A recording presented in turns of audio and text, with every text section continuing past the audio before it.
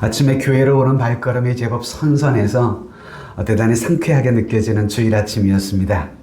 오늘 이 아침에 하나님께 나아가는 것이 우리의 살 길입니다 라는 말씀의 제목으로 주의 음성을 들었으면 좋겠습니다. 여러분, 신앙생활은 어떤 생활일까요? 신앙생활에 한마디로 말을 하라고 하면 하나님께 나아가는 생활이라 이렇게 말할 수 있을 것 같습니다. 그래서 하나님께 나아가서 주님의 얼굴을 구하고, 그리고 하나님이 주신 능력을 가지고 힘을 얻어서 주의 뜻을 따라 사는 생활, 그것이 곧 신앙생활일 것입니다. 그러므로 신앙생활에 있어서 가장 중요한 삶은 뭐냐 하면 우리의 삶 속에 하나님께 나아가며 살고 있느냐라고 하는 그런 것일 겁니다. 성경 신명기 34장에 보면 이스라엘의 역사 속에 모세와 같은 선지자가 일어나지 않았다고 신명기에 말씀하고 있어요. 34장에 보시면 그 후에는 이스라엘에 모세와 같은 선지자가 일어나지 못하였나니 모세는 여호와께서 대면하여 아시던 자요. 모세와 같은 선지자가 이스라엘 역사 속에 더 이상 나타나지 않았던 그 이유가 뭐라고요? 모세만큼 역사 속에 하나님을 대면하여 살았던 사람이 없었기 때문이었습니다. 그는 미디안 광야에서 하나님을 만나서 부름을 받은 이후에 평생토록 하나님 앞에 대면하여 서 있던 사람입니다. 그리고 이후에 비스가 산에 올라 그가 죽을 때의 나이가 무려 120세였었는데요. 그때까지 모세는 하나님을 대면하며 하나님 앞에 나아가던 사람이었습니다. 그래서 신명기 34장 7절에 보면 그의 죽을 때의 모습을 이렇게 가르쳐 주잖아요. 모세가 죽을 때 나이 120세였으나 그의 눈이 흐리지 아니하였고 기력이 쇠하지 아니하였더라. 우리 김정래 성도님, 힘을 얻게 되기 바랍니다. 120세의 모세, 눈이 흐리지 않았고 기력이 쇠하지 않았더라. 할렐루야. 인생의 행복과 불행이 어디에서 갈라질까요? 인생과 행복의 불행은 다시 말하면 우리의 삶 속에 하나님 앞에 나아가며 살고 있는가?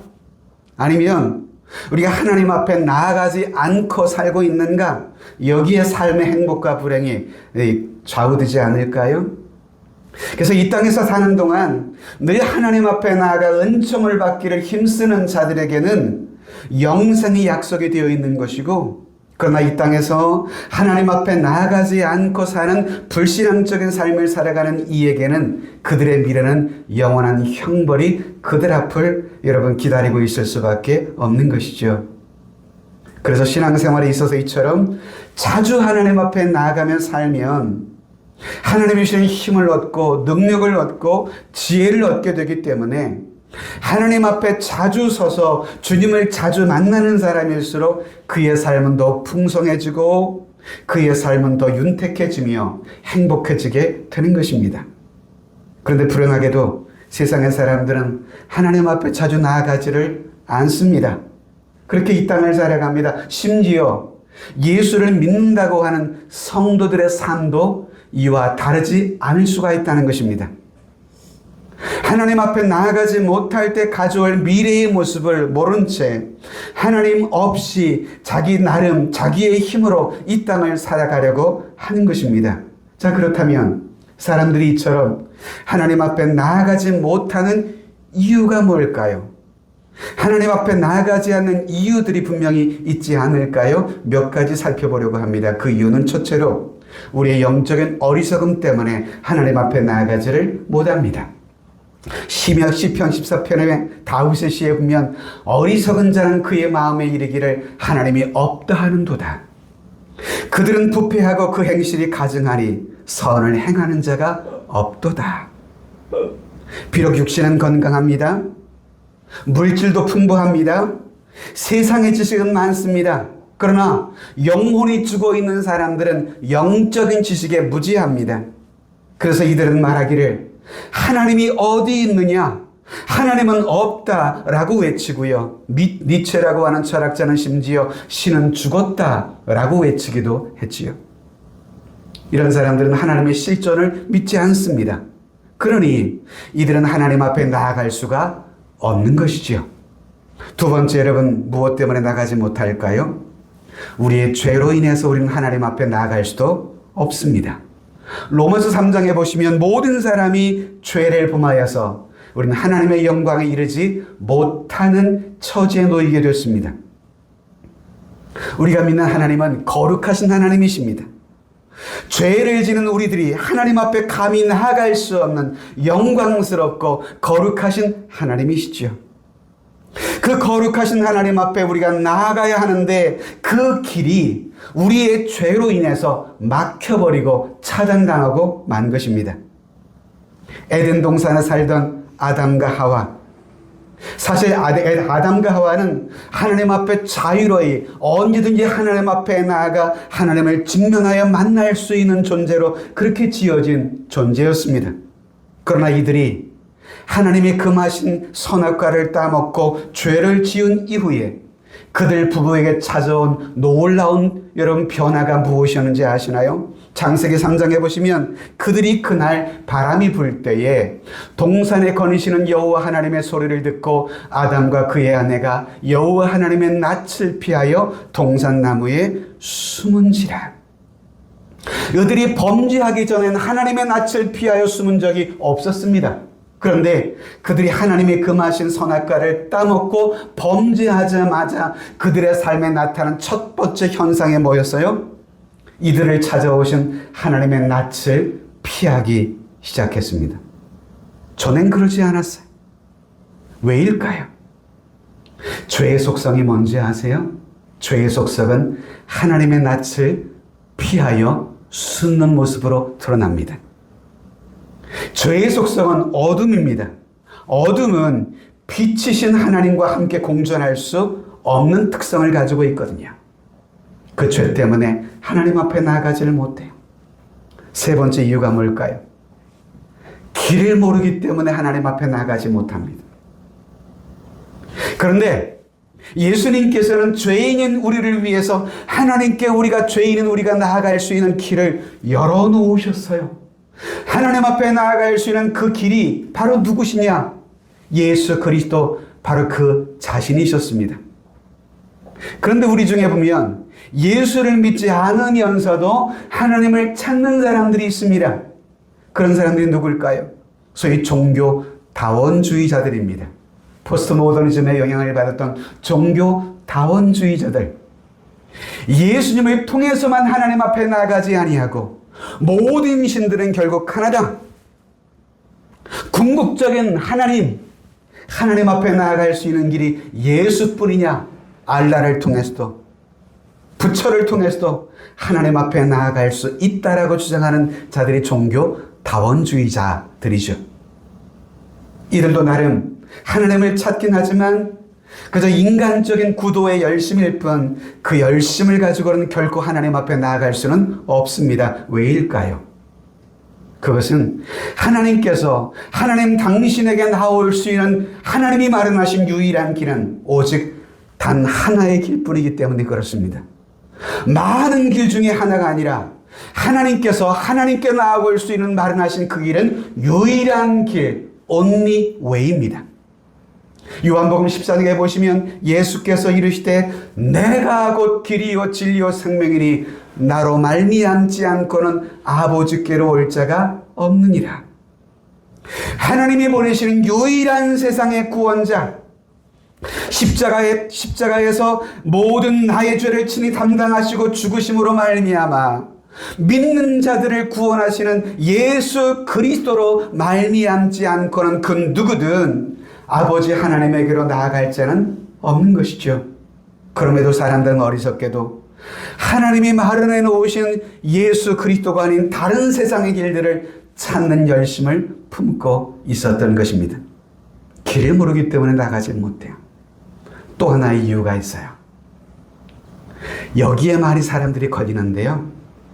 하나님보다 더 중요하게 여기는 세상의 것들 때문에 많은 사람들이 하나님 앞에 나아가지 못하며 삽니다.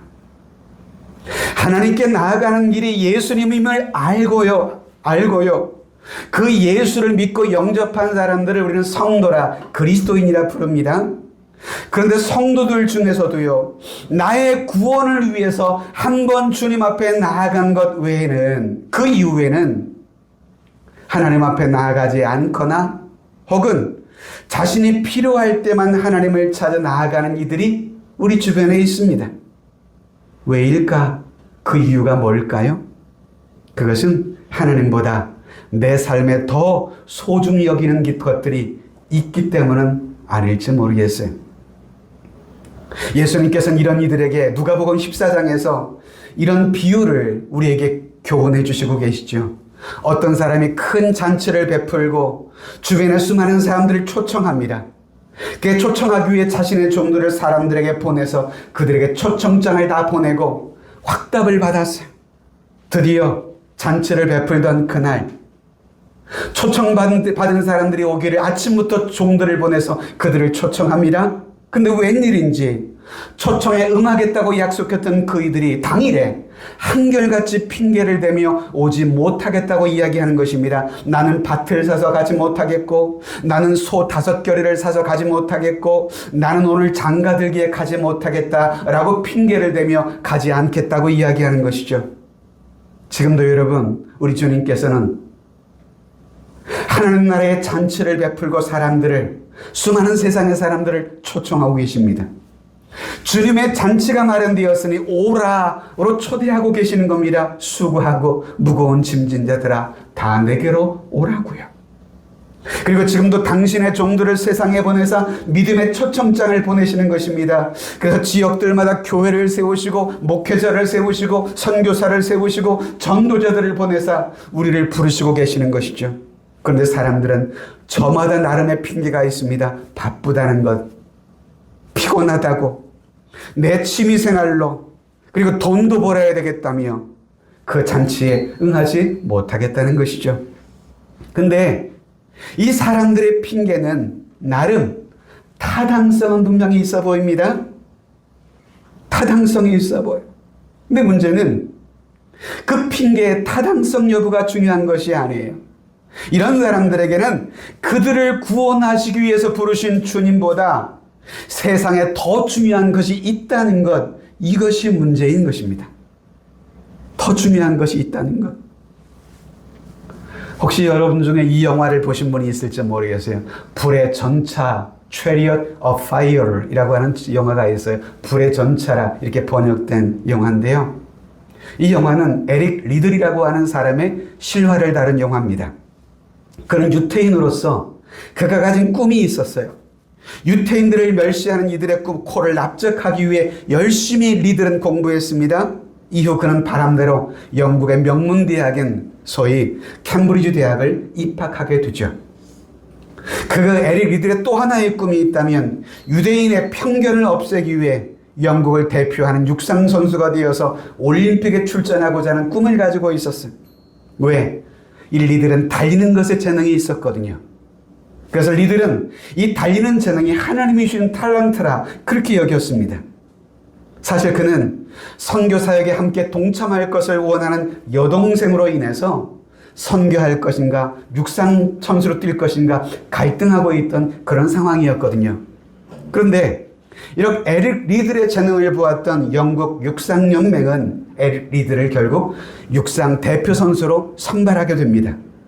근데 에릭 리들이 달리는 달림의 이유는 오직 하나님의 영광을 위해 난 달린다. 이것이 그의 모토였습니다. 그렇게 1924년 제8회 올림픽 100m 경기 이 첫 선수에 에릭 리들이 선발이 됐어요. 근데 공교롭게도 그날은 7월 6일이었고 마침 주일이었습니다. 주일에 100m 달리기 결승선 선수로 뛰게 되어 있는 것이에요. 리들은 이 100m 경기에 앞서서 감독과 그리고 주변 사람들에게 말합니다. 저는 주일에는 달릴 수 없습니다. 전 주일에는 출전할 수 없습니다. 전 주일에는 하나님을 예배해야 합니다. 라고 선언하고 경기를 출전하지 않기를 선언합니다. 그래서 수많은 언론들, 수많은 국민들이 분노합니다. 비난이 쏟아집니다. 너만 교회를 다니냐?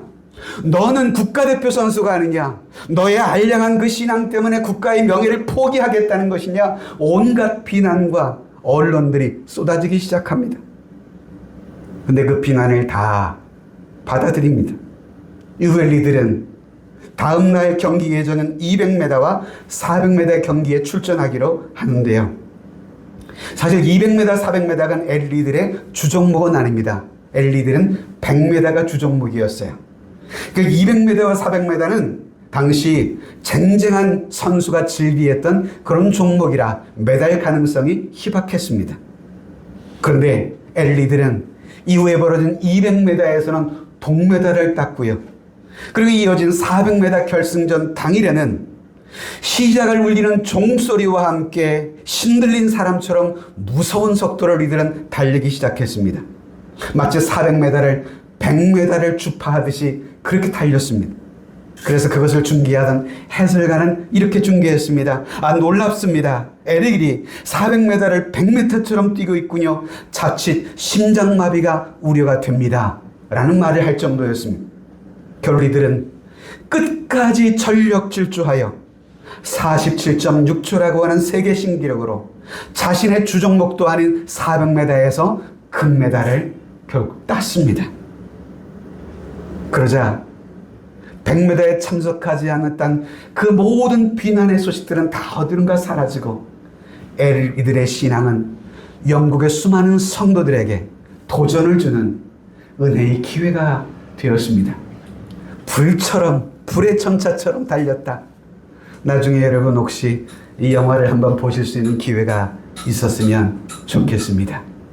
눈에 보이는 당장의 가치보다 더 소중한 가치의 우선순위를 두고 결단하며 뛰었던 이들을 하나님께서는 아름답게 축복하셨죠. 자, 여러분, 하나님께서는 우리가 하나님께 나아갈 수 있는 길을 준비해 놓으셨어요. 유일한 구원자이신 예수 그리스도를 보내어 주셨습니다. 그래서 우리는 하나님이 보내신 구원자 예수를 믿음으로 말미암아 우리는 하나님의 백성이 되었고 하나님의 자녀가 된 것입니다. 그래서 본문에는 예수님께서는 어떤 분이시고 그분으로 인해서 우리는 어떤 사람이 되었는지를 본문은 말씀해 주고 있는데요. 자, 예수님은 어떤 분이실까요? 첫 번째, 예수님께서는요, 우리에게 새롭게 산 길이시고 새롭게 산 길이신 예수 그리스도를 통해서 우리는 하나님 앞에 나아갈 수 있는 은혜를 얻게 됐다, 이 말입니다. 여러분, 구약시대의 이스라엘 백성들은 하나님이 정해놓으신 성전에서만 하나님께 제사를 드릴 수가 있었어요. 이 성전이라는 공간의 중요한 특징 중에 하나는, 이 성전은 사진을 보시면 이 성소와 지성소라는 공간으로 나뉘어지게 됩니다. 이게 전체 성막의 중요한 장면이고요. 그 다음 사진을 보시면 그 안에 성막을 보시면 안으로 들어가면 앞에 오른쪽에 보이는 것이 성소고, 그리고 그 안쪽 깊은 곳에 가시면 지성소라는 것이 공간이 등장합니다. 지성소. 이 지성소는 하나님의 임재를 상징하는 소위 법궤와 시은자가 있는 곳입니다. 이곳은 1년에 단 한 번 제사장 중에 대제사장만이 들어갈 수 있는 공간이 지성소, 가장 은밀한 공간이고요. 이 앞에 있는 성소는 일반 제사장들이 들어가서 제사를 집리하던 공간입니다. 그렇게 성소와 지성소를 구분하는 그 칸막이로 휘장이라는 것이 이렇게 중간에 서 있어요. 휘장. 아무리 제사장일지라도 휘장을 지나서 함부로 지성소의 공간으로 들어가면 제사장들도요, 저주를 받아 죽음을 맞습니다. 그만큼 지성소는 하나님이 금해 놓으신 지극히 거룩한 성소였기 때문에 지성소라 이렇게 불리웠던 것이죠. 이처럼 성소와 지성소를 구분했던 이 휘장이 갖는 의미가 무엇일까요? 휘장은 죄인은 우리가 하나님 앞에 함부로 나아갈 수 없는 그런 장막임을 휘장은 우리에게 보여주는 상징적 여러분 물건인 것입니다. 그런데 여러분, 그 휘장이 예수님께서 십자가에 죽으실 때 어떤 현상이 벌어졌을까요? 마태복음 27장에 보시면 이에 성소 휘장이 위로부터 아래까지 찢어져서 둘이 나누어졌다고 했습니다. 그런데 오늘 본문에 보면 그 휘장을 가리켜서 뭐라고 말을 합니까? 오늘 본문 20절을 보시면 그 길은 우리를 위하여 휘장 가운데로 열어놓으신 새로운 살 길이요. 그 휘장은 곧 누구라고요? 그의 육체, 예수 그리스도 자신이라고 말씀해 주고 있어요. 휘장이 찢어졌습니다. 그래서 이제는 성소에서 하나님의 임재가 있는 지성소로 들어갈 길이 활짝 열리고 만 것입니다. 예수 그리스도께서 자신의 육체를 찢으심으로 말미암아 십자가의 죽으심을 통해서 죄인은 우리가 지성소에까지 나아가 하나님 앞에 예배할 수 있는 그 길이 활짝 열렸다는 것이죠. 그러므로 예수를 믿는 성도들은 이제는 언제든지 그 예수님을 통하여 하나님 앞에 나아갈 길이 활짝 열린 것입니다. 그 사실을 19절에 이렇게 이야기하는 것입니다. 같이 읽어볼까요? 그러므로 형제들아, 우리가 예수의 피를 힘입어 성소에 들어갈 담력을 얻었나니. 그렇습니다. 새롭고 산 길이신 예수 그리스도를 통해서 우리는 하나님께 나아갈 수가 있습니다. 두 번째, 하나님의 집의 대제사장이신 예수 그리스도를 통해서 우리는 하나님 앞에 나아갈 수 있게 되었습니다. 이처럼 하나님 앞에 나아가게 되었지만 우리들이 하나님을 만나려면 하나님께로 우리를 인도할 분이 필요해요. 바로 그 인도를 누가 하시냐? 예수 그리스도께서 그 역할을 하신다는 거예요.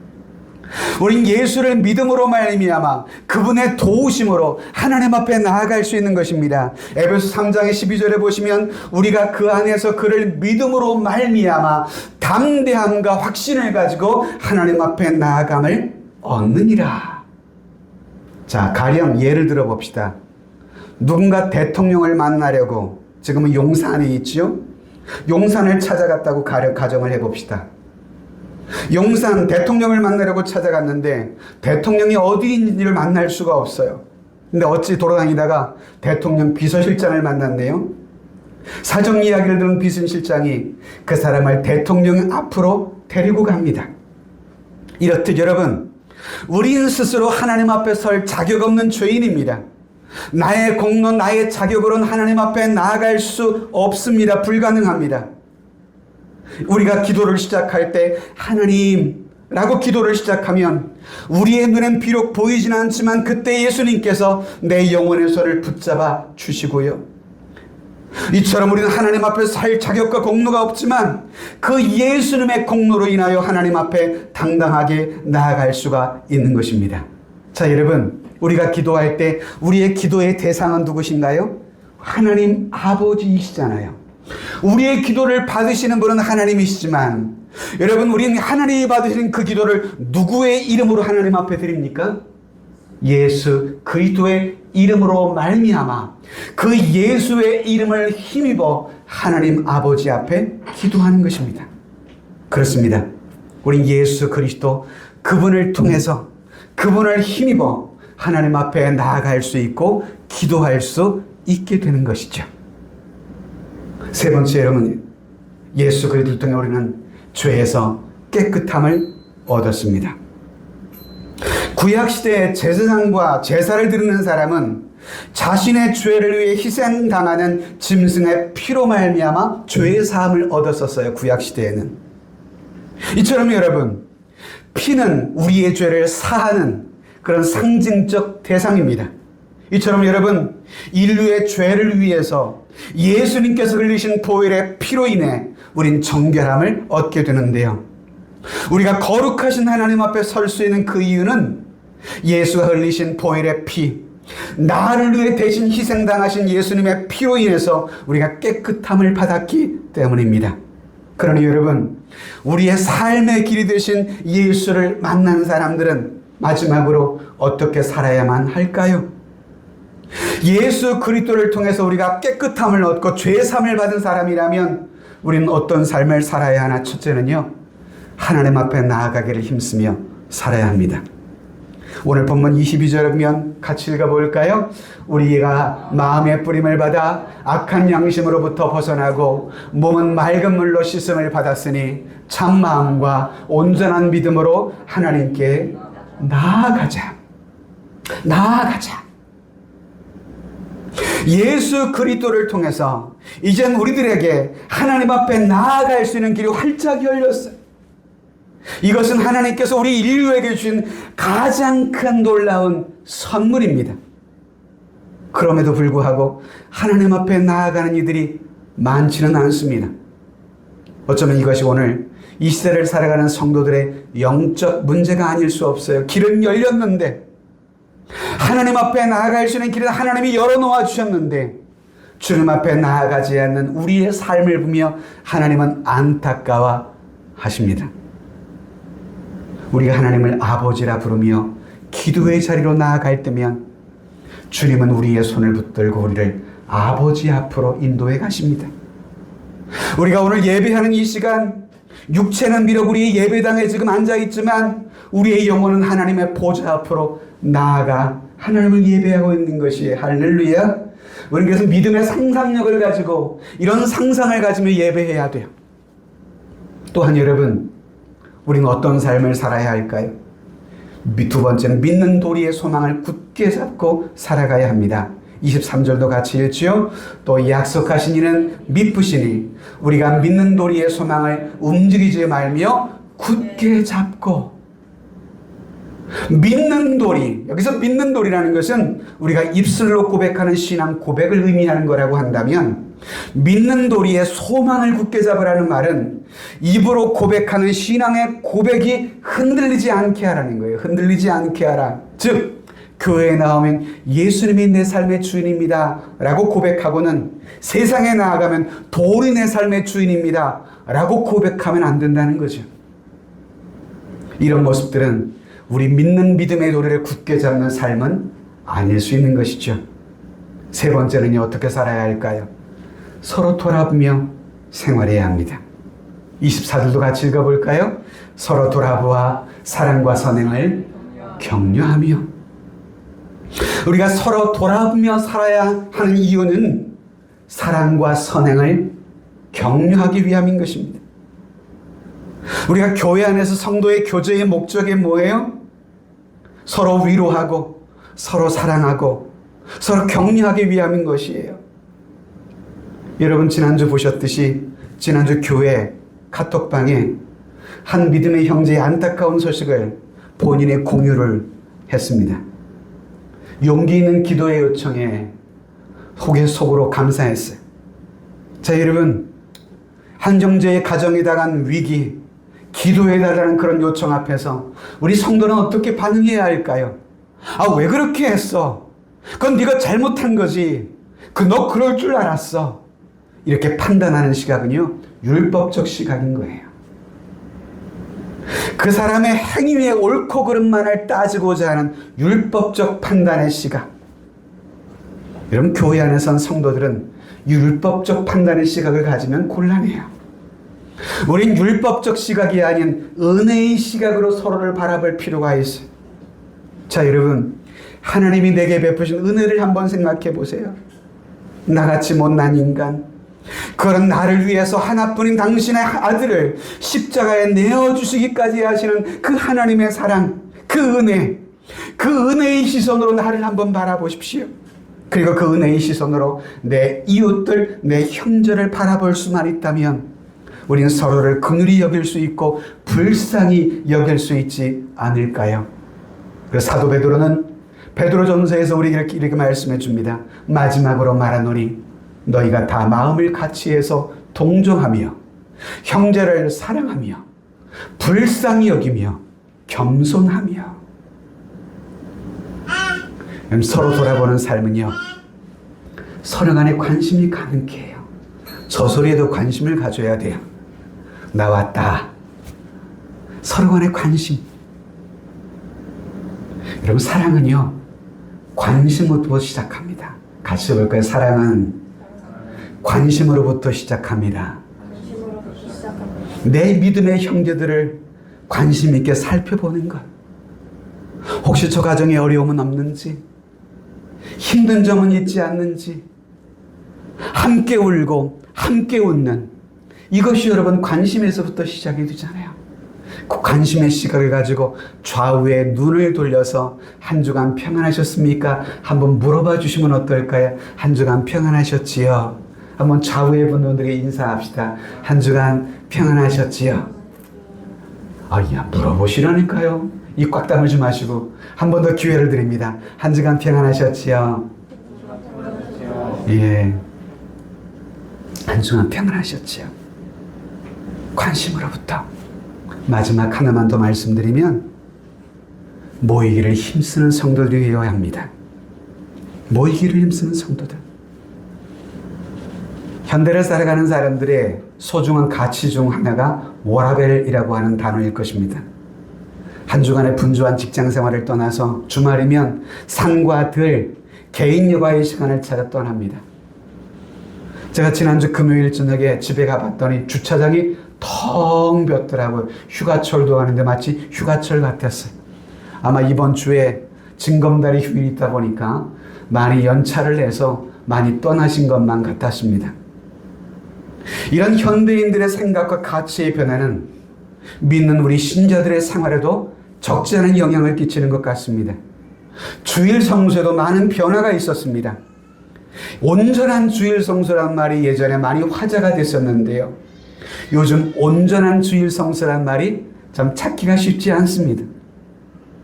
신앙생활 하면 저 썬데이 크리스천에 머무는 신자들이 얼마나 많은지 모르겠습니다. 그래서 나타난 한국교회 현상 중에 하나가 뭔지 아세요? 한국교회 안에 주일 저녁 예배가 사라지고 있다는 것입니다. 여러분 주변에 주일 저녁 예배하는 교회 얼마나 보셨나요? 그래서 주일 오후 예배로 댕기시다가 그나마 주일 오후 예배도 우리 교회도 드리진 않고 있으니까요. 물론 저는 개인적으로 예배를 위한 예배는 바람직하지 않다 생각해요. 오전에 9시에 주일학교 봉사하고 11시에 예배하고 점심 먹고 또 예배하고 오후 예배 때는 오전에 드린 예배의 말씀 다 잃어버리고 이런 예배는 별로 전 좋아하진 않아요. 근데 문제는 예배를 여러분 점점 폐지하는 그 동기가 뭐냐에 저는 관심 있게 살피고 싶은 거예요. 예배를 드리고 안 드리냐보다 더 중요한 왜 안 드리냐가 중요한 것이에요. 그래야 한 번 드리더라도 동기는 일치하고 드리죠. 그 결정이 하나님의 뜻이 아닌 단지 우리의 생활과 습관, 우리의 편리만을 따르기 위한 결정은 아니냐라는 것입니다. 그로 인해서 수많은 성도, 교회들마다 모이기를 폐하는 어떤 습관들이 한국교회 문화처럼 그렇게 자리 잡고 있는 것은 아닌가, 그런 안타까움이 목사로서 있습니다. 자, 여러분 기억해야 할 것은 교회는요, 모일 때 힘이 있습니다. 성도는 모일 때 은혜를 받을 수 있습니다. 여러분 어떤 교회가 부흥하든가요, 잘 모이는 교회가 부흥하게 됩니다. 할렐루야. 잘 모이는 교회가요. 그래서 오늘 본문 25절에 보시면 히브리서 저자는 우리에게 이렇게 말해주는데요. 마지막 같이 읽죠. 시작. 모이기를 폐하는 어떤 사람들의 습관과 같이 하지 말고 오직 권하여 그날이 가까움을 볼수록 더욱 그리하자. 자, 여러분 여기서 보면 모이기를 폐하는 이런 모습을 성경은요 습관이라고 지적하고 있습니다. 습관. 예배를 빠지는 것도요 습관일 수 있어요. 오해하지 마세요. 지각하는 것도 습관일 수 있어요. 시험 들지 말아요. 도영이 엄마. 도영이 엄마 들어가는 얘기는 아닙니까? 애기들 한 데리고 오는 게 쉽지 않아요. 습관이라는 게 뭔지 아세요? 반복하여 몸에 익숙해진 것을 습관이라고 말을 하잖아요. 잘못된 습관은 바꾸는 게 유익하죠. 그래서 바꾸려면 의지적으로 노력해야만 해요. 저는 그래서 제 삶의 루틴을 많이 시켜놨습니다. 왜냐하면 루틴을 시켜놓지 않으면 까먹고 빼먹고 살거든요. 집에 들어가면 심지어 제가 안경 놓는 자리, 스마트폰을 놓는 자리, 시계를 놓는 자리를 항상 정해놓습니다. 안 그렇게 편한 대로 놨다가는 나중에 찾거든요, 반드시. 삶의 질서를 그렇게 잡다 보면 그것이 불편하지만 나중에 편리함을 줘요. 그죠? 전 주일이면 9시쯤 교회를 옵니다. 물론 예배 전 2시간 전이지만 와서 충분히 예배의 준비 말씀을 다시 한번 제 영혼 속에 되돌아보고 또 공간을 살피고 또 이것 보면서 함께 이곳에서 예배할 성도서 예배할 함께 예배의 자리를 믿음으로 상상하며 또 우리 자녀들과 함께 예배를 준비 이렇게 해나갑니다. 그럴 때면 제 마음속에 예배에 대한 경건한 마음들이 드리워지게 되는 것이죠. 자, 여러분, 우리는 서로 잘 모일 수 있도록 권면해야 돼요. 모이기를 패하는 어떤 습관과 같이 하지 말고 오직 권하여 그날이 가까우면 올수록 더욱 그리하자. 권하라고 했어요. 무엇을? 열심히 모이자고요. 우리 옆에 분에게 한 번만 더 인사해 줄까요? 열심히 모이자고요. 열심히 모입시다. 열심히 모이자고요. 주의 날이 가까울수록 전 우리 세종하람교회가 더욱 모이기를 힘쓰는 교회가 되었으면 좋겠습니다. 함께 모여 예배하고 주의 사랑으로 함께 교제하며 힘을 얻고 주의 뜻을 이루는 그런 건강한 믿음의 교회를 이 땅 가운데 우리 모두가 함께 세워나갈 수 있는 복의 통로들이 다 되실 수 있기를 주님의 이름으로 축복합니다.